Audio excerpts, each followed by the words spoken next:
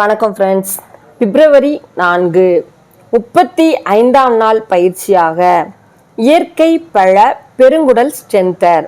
இயற்கையான பழங்களை பயன்படுத்தி பெருங்குடலுக்கு ஸ்ட்ரென்த் கொடுப்பது எப்படி என்று பார்ப்போம்.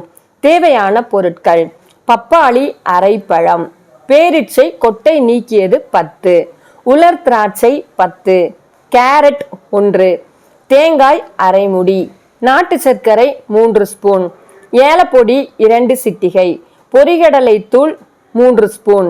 செய்முறை: பப்பாளி பழத்தை நல்லா அரை பழத்தை எடுத்து தோள்கள்லாம் எடுத்துட்டு உள்ள சீடெல்லாம் எடுத்துட்டு நல்லா அந்த பழத்தை மிக்சியில் கட் பண்ணி போட்டுட்டு, பேரிச்சம்பழத்தையும் நல்லா மிக்சியில் போட்டுறோம்.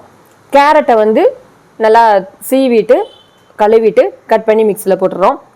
பப்பாளி, பேரிச்சை, கேரட்டு, இது கூட ஏலப்பொடி 2 சிட்டிகை, பொரியலை தூள் 3 ஸ்பூன் எல்லாம் போட்டு கொஞ்சம் தண்ணி சேர்த்து மிக்சியில் அரைச்சி ஒரு பவுல் எடுத்துகிறோம்.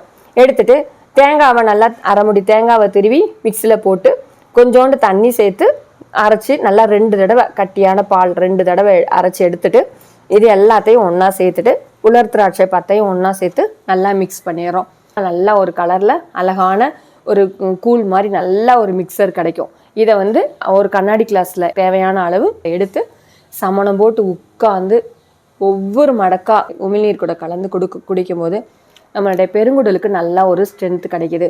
பெருங்குடலில் நன்மை தரும் பாக்டீரியாவுடைய அளவு அதிகமாகுது. தீமை தரும் பாக்டீரியா அழிக்கப்படுது. இந்த ஸ்ட்ரென்த்தரை நம்ம பிளட் சர்க்குலேஷன் நார்மல் ஆகுது.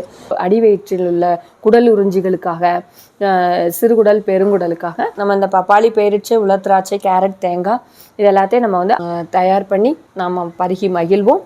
நன்றி, வணக்கம்.